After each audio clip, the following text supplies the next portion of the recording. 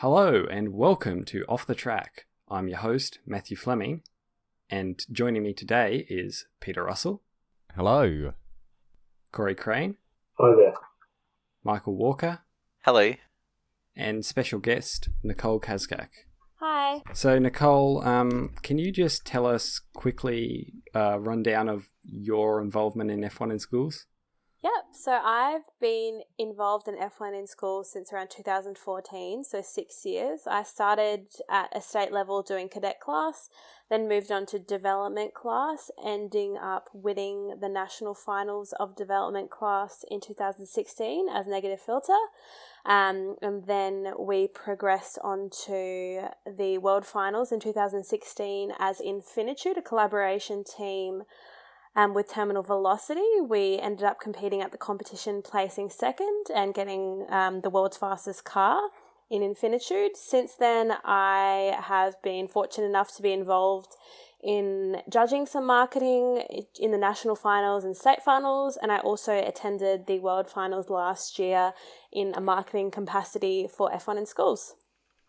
All right, so today's topic is digital marketing, specifically related to social media and website. So we'll start off with social media and we'll talk about what are the main platforms you should be using. So my opinion on it is Facebook, Instagram, maybe Twitter. What does everyone else think?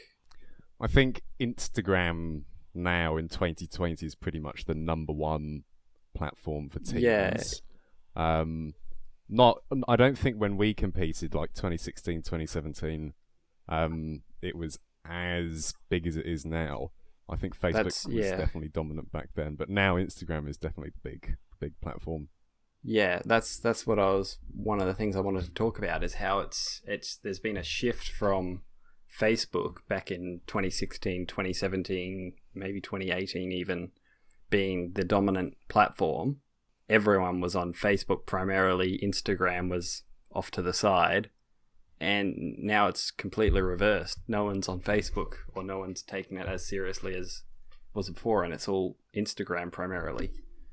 I think the big draw card to Instagram was when they introduced stories. Because back in 2016, I think only Snapchat had stories, if I remember correctly. I think you're right there. I think they got introduced end of 2017. And that definitely made it easier for like brands to, put stuff up onto stories as opposed to having Snapchat. Because I think we had a team Snapchat, but that wasn't very popular at all. When stories on Instagram were brought out, that was a big deal. So Facebook and Instagram are probably the big platforms. There's also, there's emerging platforms like, let's say, TikTok and other smaller platforms. Do you want to talk about that, Corey? Oh, well, I mean, I think we've all seen the way platforms such as TikTok have come in and recently in the last 12 months and gone from an app that used to be downloaded as a joke and now has so many millions of people addicted and scrolling for hours per day. It's certainly, I think, certainly been a bit of a shake-up in the world of social media. Because Facebook, especially now that they own Instagram as well, have been they've dominated the market for so long in that form of content delivery.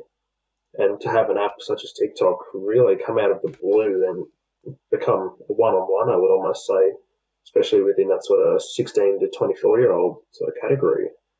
It's been quite interesting to watch.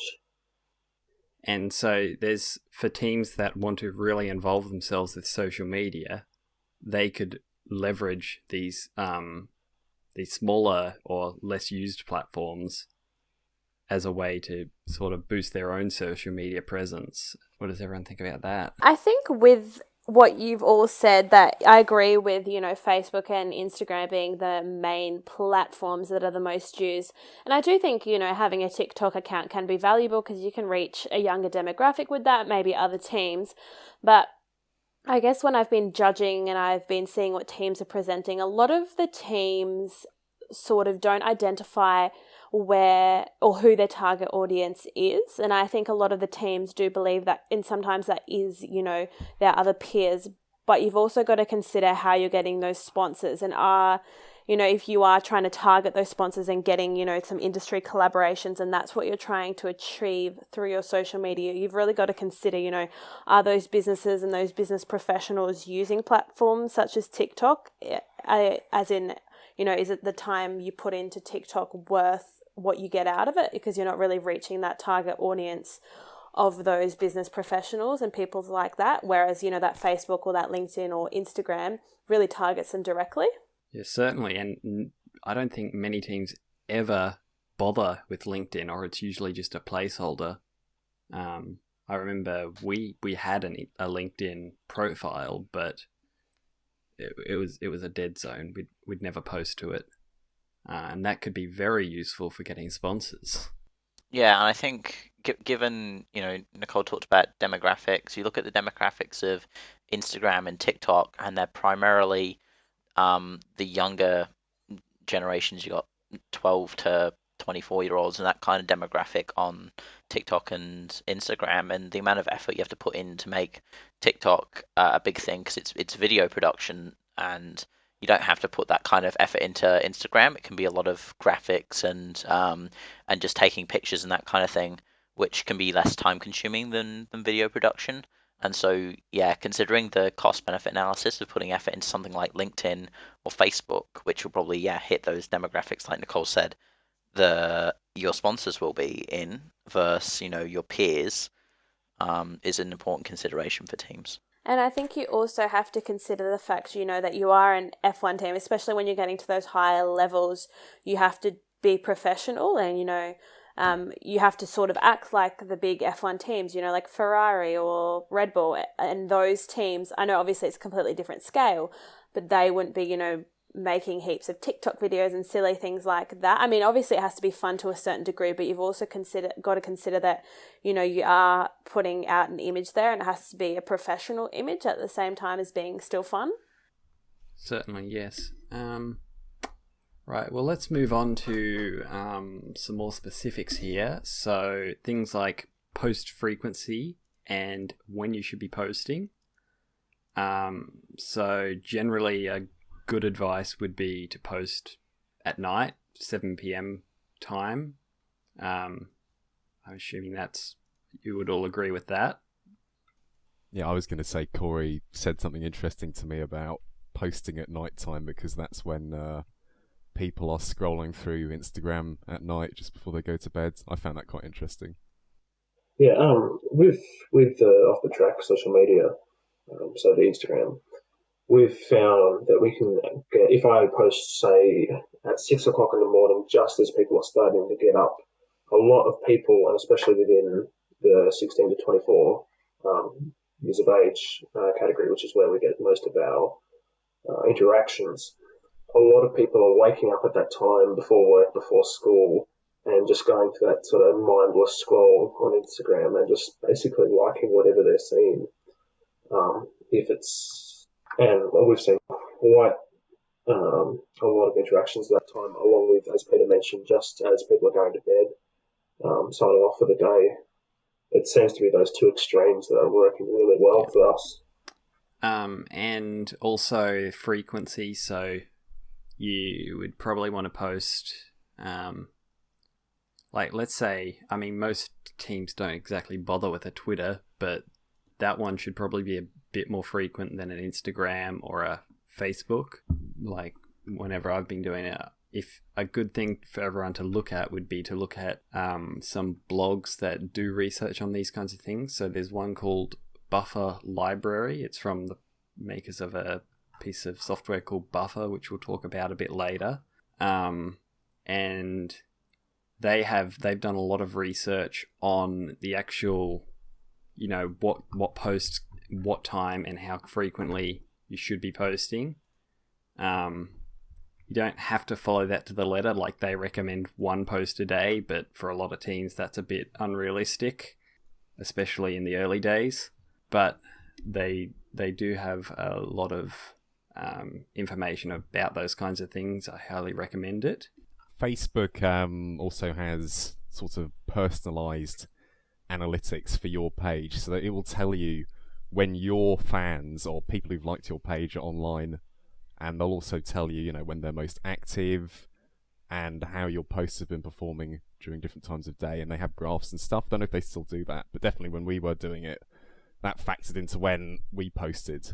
And I remember looking at those graphs quite a lot and then seeing, right, our users were active on Wednesday at 7 p.m, so that was a good time to post. So that's when we posted. Definitely, I agree with that. And I think these applications like Instagram and Facebook, I'm not super familiar with Twitter, but they give you so much data for free that you can really utilize as a team, even if you don't have, heaps and heaps of likes starting at or a large following, when you are still at that lower level of the competition. But you've still got those analytics that you can use and you can make the best function of, which can really help your media presence. Yeah. So when I took over our social medias with Peter, in the first week we came on quite, hard and fast. We had 3 posts within 3 days to really establish, our new presence on the app. And we've since backed down to just 1 post a week, roughly. So announcing new episodes, if we have something else going on, we'll also post that on top of that singular post for the week. And yeah, it's been good, consistent engagement across the week. Just as mentioned before, timing it correctly to really hit all of our key audiences. All right. So moving on to types of posts. So what should you be posting, and should it all be, I know Nicole talked previously about, trying to maintain a professional image, but maybe also doing a few light-hearted posts, that kind of thing. So what are your guys' opinion on the types of posts that we should be doing? I think it differentiates a little bit depending on, what timeline you are. So closer to the competition, I know that we were doing countdown photos and reveals and things like that. I think before the competition, before you're coming into that countdown, it's a good opportunity to show your sponsors off, show your progress, get some bit of momentum in the channel, and then sort of have that more of a regular posting schedule there where you are creating that momentum through the posts, and then maybe closer to those competitions doing it more frequently and doing things like, those updates, countdowns, reveals of the cars, reveals of the booths, traveling videos, things like that. And not every post has to be serious as well. Like a few joke posts, as long as they're, fairly tame, those kinds of things, and fairly relatable, are always a good idea. I think it's just important to, again, remember your types of posts need to reflect the audience, the key demographics you're going for. And so the posts probably want to be quite informational in nature, show what you're doing as a team,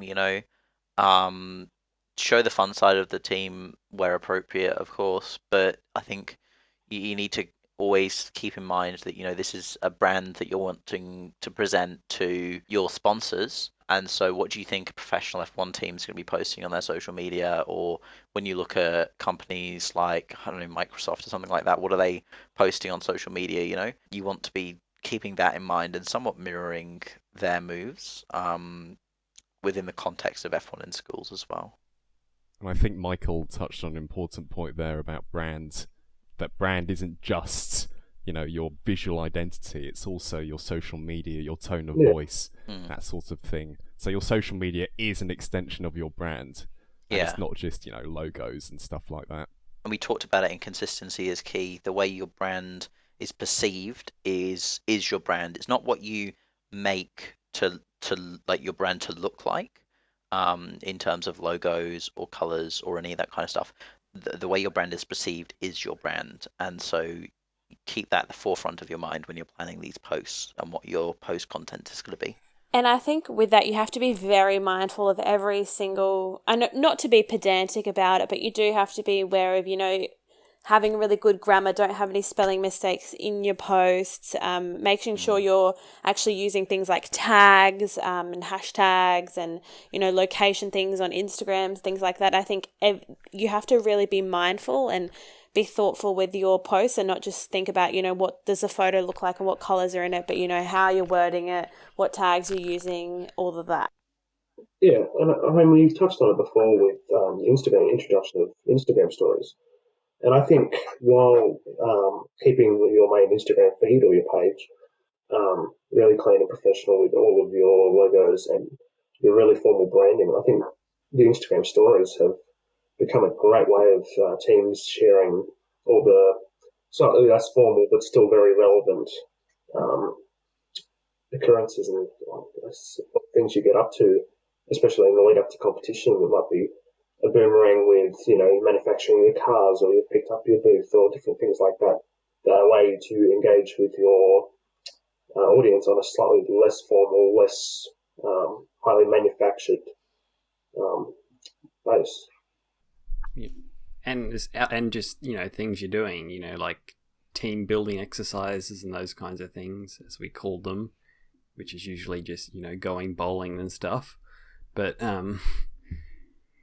yeah, put that kind of stuff on stories is always a good idea. Yeah, and I think with that as well, because you are getting judged on the social media in a sense, and there is that part that you have to put in the portfolio and discuss, but you've also got to realize that there's kind of two functions to that social media, that there is that judging aspect, but there's also the whole concept where you're trying to build your brand. So those those sponsored posts, they might be good for the judging part of that, but you've also, with the team building or, what activities you're doing, that's also good for just for sponsors to see. So I think the different posts serve different purposes. All right. Now, I'd like to get everyone's opinion on sponsored or boosted posts. My opinion is they're a waste of time and money because they just cost too much for any reasonable benefit for an F1 in Schools team. If you're a big business, maybe that's different, but what does everyone else think about that? I mean, what's the points breakdown for social media at both a national and a world level? It's not major for Worlds, but it's certainly one of the more contributing factors that go towards your overall enterprise marketing, I believe. Well, Nicole, you've judged Enterprise in Australia at Nationals, right? I have, yeah. Yeah, so what kind of points are you looking for with social media? It really differentiates. So for the development class, we're really looking at, how many platforms did they have. So if they had an Instagram and a Facebook, that obviously is more of a positive thing in the eye of the judges. Then more for a professional class, where if you're looking at the world's level, I'd say that you have to have a good range of different platforms, but as well as that, you need to have a strategy. So you need to outline, how many times you're posting, what kind of content you have. Just putting, we used Instagram maybe, a few years ago in the competition, maybe 5 years ago, that might have been enough because it wasn't a huge thing, social media. But now in today's presence, I think you have to have a good strategy if you want to be a competitive team in the social media aspect. And I guess in regards to the promotion, I can see, I'm not really sure, obviously I'd have to do some more research into how much, those paid sponsorship posts do for an account, but I can see how they'd be tempting for teams that don't have a lot of followers or likes or anything like that. I guess it's a lot easier to, create that content and have motivation to create that content if you do have more likes. So, you have to look at it as a cost to benefit ratio. And I guess if that's worth it for your team and you really want to build that presence, it might be good for you. But if you have that big presence already, maybe it's not so useful. I'm not sure. If you're building an online presence and you're spending money on it, I think you probably need to make sure that you include this in all of your social media strategy documents and that kind of stuff that you submit to the competitors as well, and make sure you highlight it so that when they look at your social media strategy, they can say, well, hopefully they'll say they really thought about this, and that kind of thing. But I can see where Matt's coming from when he says it's a waste of money. We certainly paid the sponsor posts for with IOTA for nationals and world's level. And from memory, I mean, we were spending maybe $3 a post. And from that, we were able to actually gain, I guess, quite a number of followers. We would target the different geolocations that we were after, that we saw the most potential for growth in.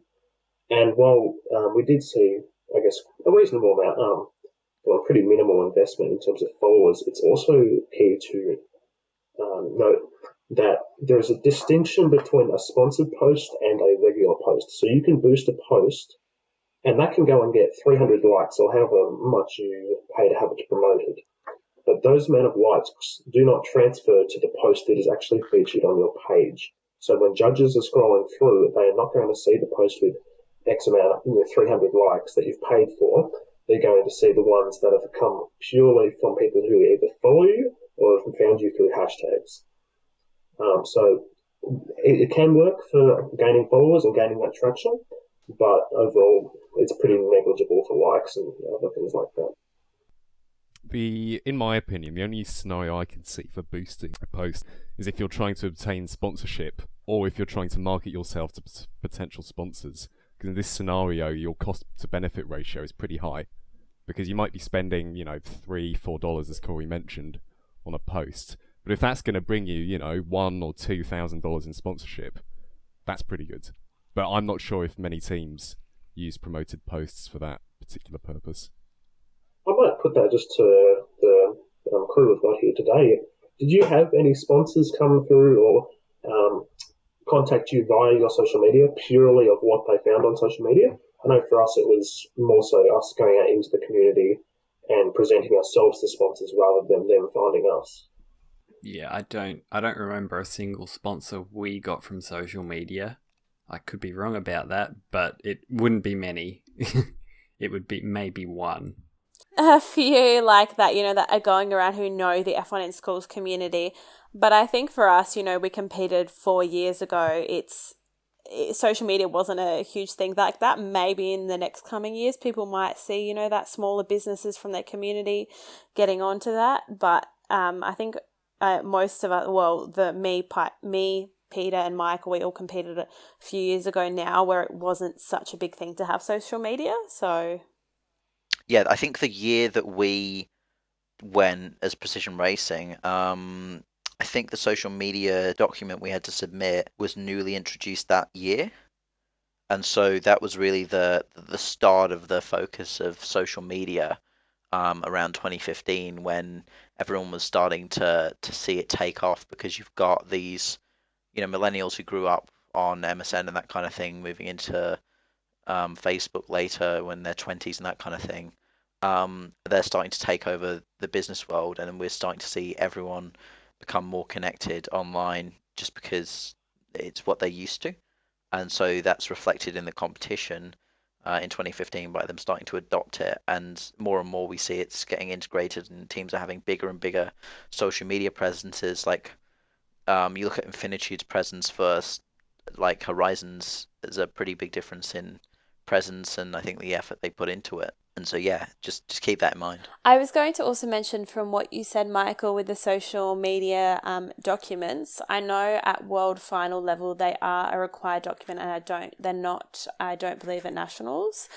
But what I was going to say, just from judging, I think if you are at a national level, especially in Australia, I can't really talk for other countries, but having that social media document, it doesn't take a huge time to create, but I think it makes such a big impact on those social media points, because it really does show that strategy. In that portfolio, you're only getting a tiny amount to explain such a big use of social media, whereas if you're having that strategy, although it's not judged with your portfolio, when you have those marketing judges coming around and looking at your booth or even having those interviews, being able to hand that to them is such a great thing to give. Yeah, and it goes for the same with the intriguing interviews episodes we did. We talked about auxiliary documentation for pits and engineering and that kind of thing.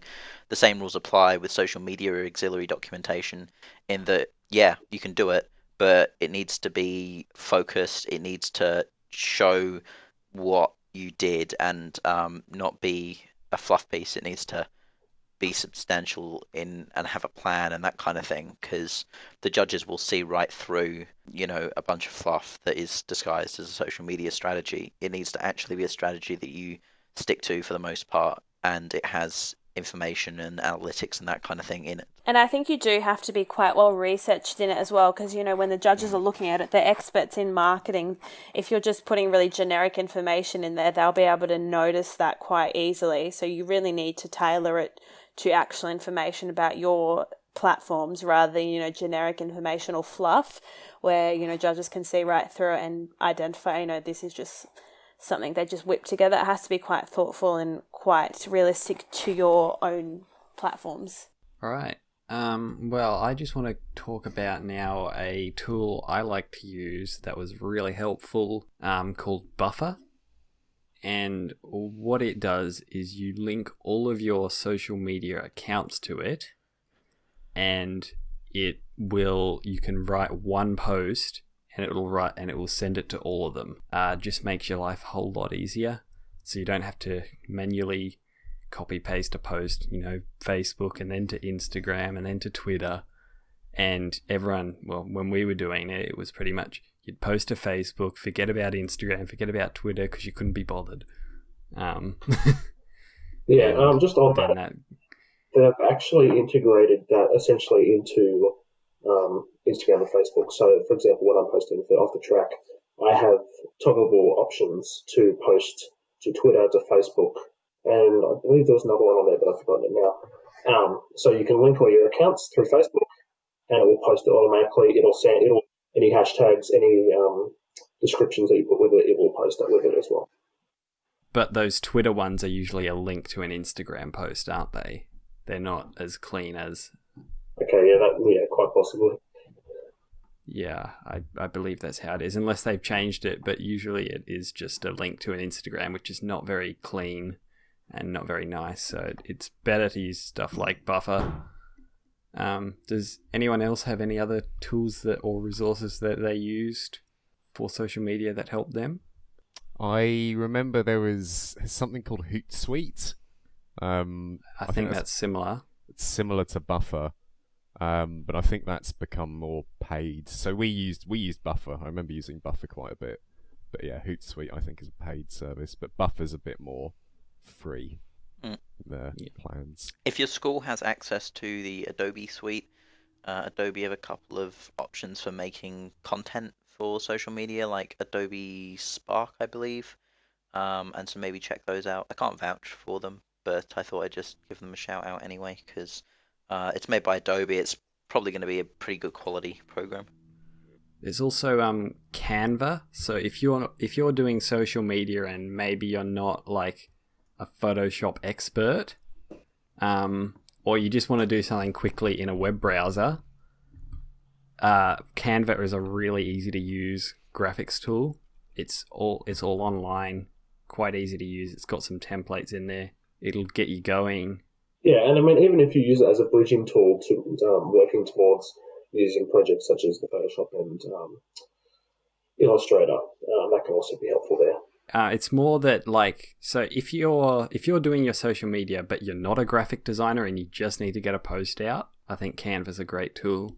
Yeah, I agree with that. I was just I'll add on to that. Even if you know the basics of Photoshop or even InDesign, one of the Adobe platforms perhaps, I think it does make a world of difference rather than obviously something more than Word. So I think if you have just a basic knowledge, ask your graphics designer how to use it, so at least you have some kind of idea and how to create a post if you needed to do that quickly. It's quite useful. All right. Well, I think we'll move on to the website now. So first thing we should talk about is, do you even need one? It's probably a lot of work, and there's going to be some money involved. Whether it's for whether it's for hosting or tools, things like that. So if you're at a regional or maybe even a state level, it's probably not worth your time. That's what I think. And it's also should be primarily focused towards getting you sponsors. I don't think there's really any sort of criteria in any regulations that specifically relates to websites. Not that it can't help.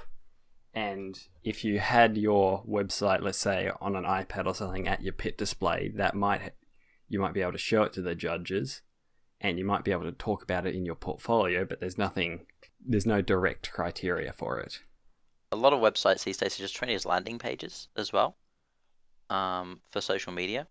So if you go to offthetrack.net, it's not got many links directly to episodes and that kind of thing, because some of the episodes are available with show notes on the website, but they're not directly linked. It's more of just a landing page for the different services like Apple Podcasts. And so it's basically just a business card. Yeah, exactly. It's an online business card, and I think that's probably the way websites are going. And if you're going to do that, maybe put your sponsorship prospectus or something on there as well. Maybe at a state level you might want a website, but it would be more of a nationals and worlds thing. In world, you should definitely have one. Oh yeah. But I mean, it depends on how strong the rest of your social media portfolio is, because if you have a strong Instagram or strong Facebook or strong all social media portfolio and you don't have a website, you could kind of say, well, the cost benefit analysis was done and we were able to reach enough people via social media that we didn't really need a website. I kind of disagree with that. I think even if you did have all those social media platforms, just from a judging perspective, I think a website is probably the most basic form of what you have. So I think even if you did have a lot of them, even if you just chose a free platform, obviously it's not going to be as good as something you created yourself. But I think it is still important to have that well-rounded platform, even if you aren't getting as much traction around it. I just think it's one of those things that you do still have to tick off. Yeah, and I mean it's another option for ROI for sponsors. And while, as you mentioned, it may not necessarily create masses of traction, it's another way you can market your sponsors. You can have the click-throughs to different social medias. But I mean, we had a website for IOTA from states through to worlds, and being able to present to judges our website, which we spent a pretty good amount of time on, Bonson did a really good job. Certainly, I think, helped with our judging. It may not have gone towards direct website points, but helped with ROI, with our branding and consistency and, I guess, engagement as well. Especially, actually, with Worlds. I mean, I'm not exactly sure how many points are allocated towards website at Worlds, but there's a website award. I don't think there are actually any points allocated towards websites. Might be wrong at Worlds, but I don't think there's direct. I don't think so. Yeah, there's nothing directly as far as I know of.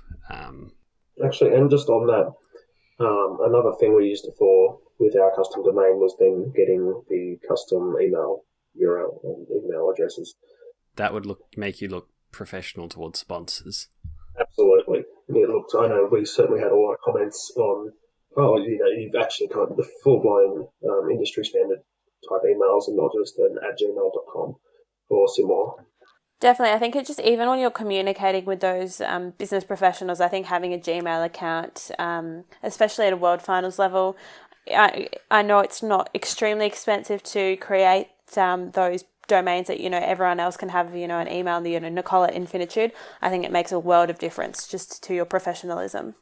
And yeah, if there's one thing I could probably go back and change about Precision Racing's web presence, it would be just how our email works, because we had a Gmail account, but it wasn't like one of the paid G Suite ones. It was just a free one. I think it was precisionracingbss@gmail.com or something like that, and we used that up until Worlds, and like that is, I couldn't convince my team to spend money on a domain and hosting for that kind of email setup, and so they so we never got that, and it didn't look the most professional. So it's like $10 a month maximum probably for the most basic setup. And I mean, we actually had we had a free .cf domain, which probably didn't look very professional, but I still think it's better than Gmail. yeah, we were .cf for a very long time. But yeah. All right, well, let's move on to some more technical stuff, I guess. Actually making a website. So there are a few ways to go about it. So there is the most common situation out there now, which is to use what's called a CMS, a content management system. So these are your things like your WordPress, your Squarespace, and your Wix. I would not recommend Wix. I really hate it.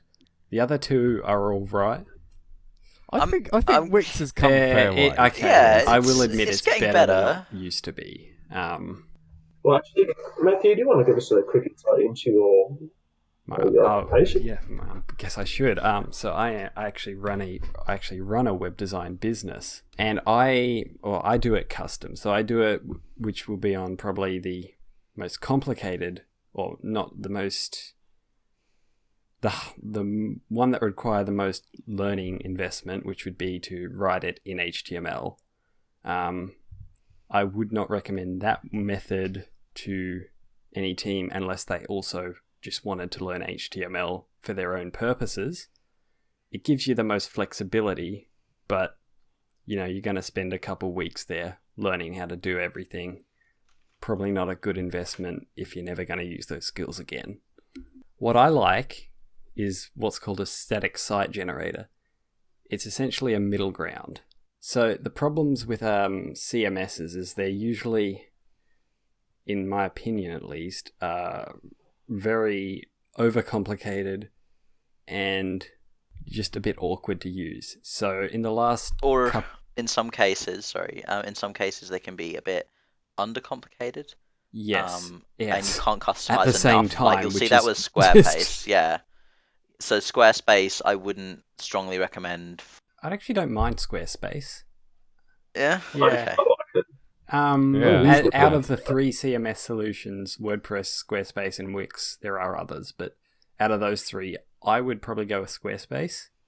I mean, it is a very well put together WordPress product. is also a complete mess because it's a blogging Oh, yeah. platform that's got like websites tacked onto it with plugins, and it's not too good. I run a site with plugins and it's a mess. So yeah, consider that before you go with WordPress. Well, I used WordPress for quite a while, and I don't anymore. Yeah, if you want to see a WordPress website, go to the Ascension website.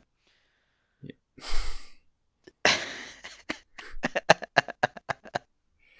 Thanks, Michael. You're welcome. So a good middle ground I find is what's called a static site generator. These have been starting to pop up over the last couple years, or been gaining traction at least. And these are stripped down, much simpler. You download a template. It's a little more technically focused to use, but it's not much you have to learn. There's plenty of tutorials. My recommendation is one called Hugo. So basically you download the template, you fill it out, and it generates the website based on that template. You can change the colors and the fonts and everything, and it's a much easier solution.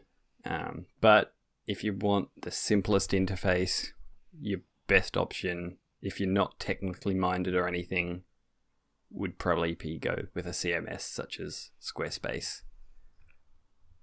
Build it beautiful. Or Wix. Or I think Wix you can do like you can do a free one. Yeah, It's got a massive but it's banner Wix. on it. It's Wix branded. Yeah. Yeah. Okay. I think Weebly as well. Yeah. They used to be quite a big name, Yeah, and they've come back still actually in recent years. And I think the F1 in Schools it is website actually. is now Weebly. If you want to look at what you can do. Yeah, Weebly's not too bad as well. I haven't played around with that one too much, but look into that. I guess on another little side topic on that, with teams, especially if you're in the early stages of competition, so you might be going towards the state level, and you might have some pretty tight finances in these trying times. While you can get some of the CMSs at a reasonable rate, or you might get a free one that might have the a limited template or whatnot. If you do your research, you can get pretty well priced static site generators such as Hugo and different hosting services as well, which can save you a few dollars. In fact, I'm going to just talk about some free options for hosting.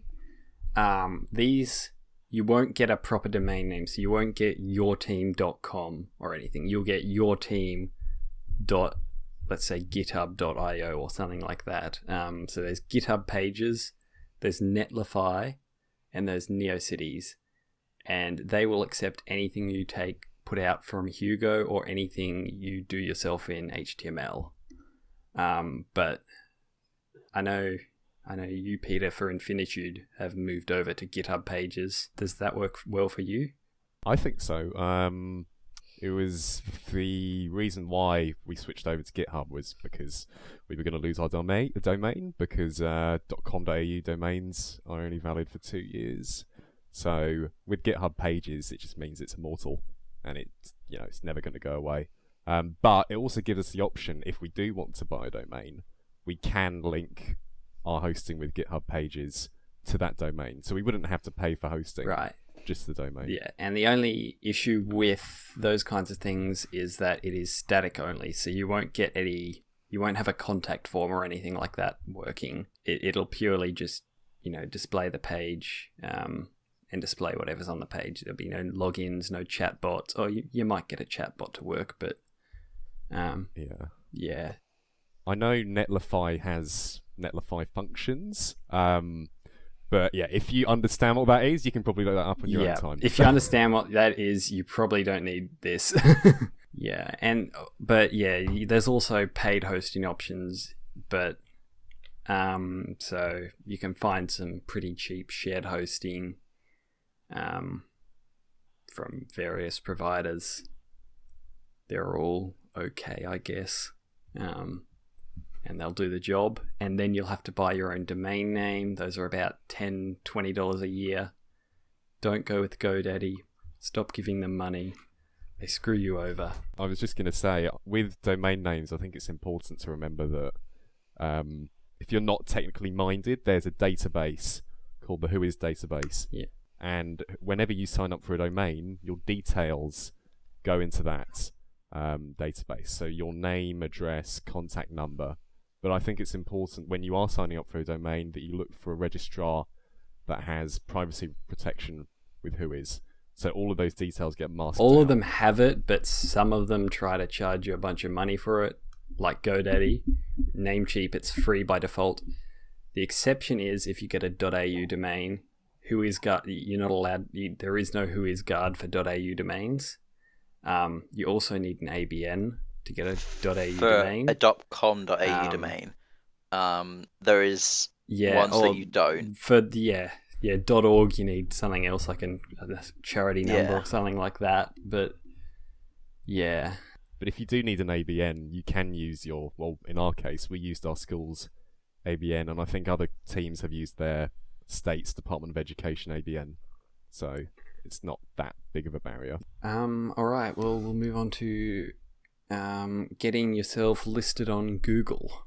If you put a website out there, it'll eventually end up on Google at some point. However, there's things you can do to improve your rankings and get yourself on Google properly. So the first thing you can do is you can use Google Webmaster Tools to submit your domain name to Google. That'll just help it rank a bit quicker. The other thing you should do is you can get a Google business listing. So you register for that. You can register your website, you can register your phone number, and you register it to an address, so probably your school.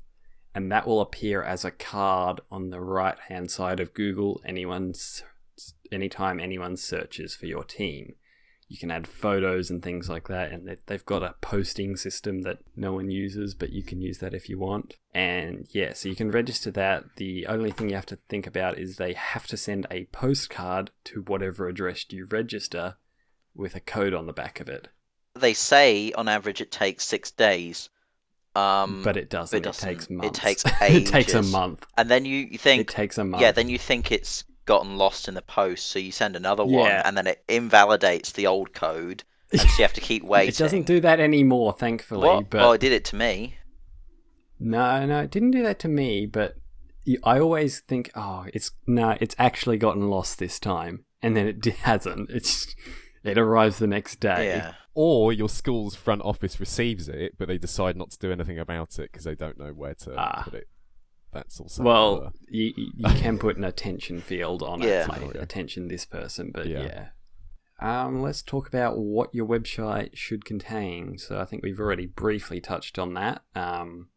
It should mainly be, I guess, focused towards sponsors, trying to get, investment. But what else do you guys think you should put on there on a team website? Well, obviously you've got to have your socials links and that kind of thing. For putting the social links at the end, because if you put them at the top, like a lot of people do, all you're doing is driving people away from your website. I can see why you might want to do that, but if you go back to the idea of it being a digital business card, I think having them. Well, yeah, if it is just a digital business card, then yes. Yeah. But if you're going to do something more, put them in the footer. Yeah, but with businesses, if you're gearing this website towards sponsors, I don't think putting your socials at the top is too big of an issue, because they want content, then they'll, and you have it clearly labeled, sponsorship prospectus or something like that, that you can also see visibly at the top with those social links. I think it's going to drive the people that are just interested in what your team's doing via social media to your social media, and your sponsors to the content you have on your website. Yeah, I mean, the way we worked ours for ADA, which I think has become, not from us, but I think it's become quite a, not stock standard, but a industry standard throughout the competition. A lot of teams are going that way, would be you have your big flash cover page, introduction into the competition, a bit of about the team. You might have your previous accolades, so from maybe a state or a national finals, where you're from, and then displaying all of your sponsors and any contact details or additional documents, like Michael mentioned, with your prospectus, if you're putting that on your website, and then clearly your external links to your social medias as well. So more than just the click-through page or the redirects, as we mentioned earlier. Yeah, I agree with what Corey said there. That was, and with the Infinitude website, we did something similar. So yeah, a big hero image. Yeah, that was a good one. At the top, and then an about us, and put faces of your team in as well. But I think that helps make your team a bit more personable.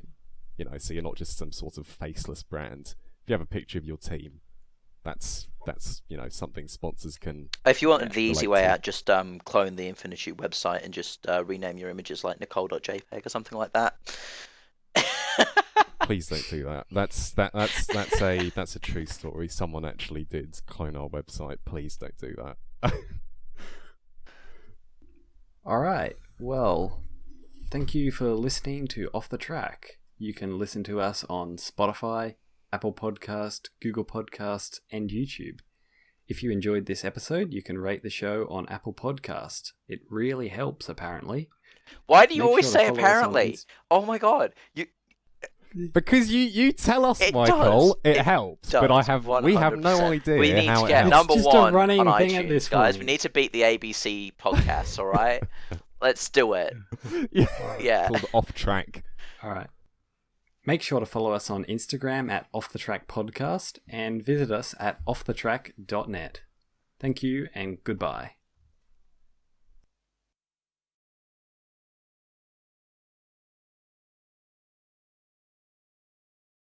Bye.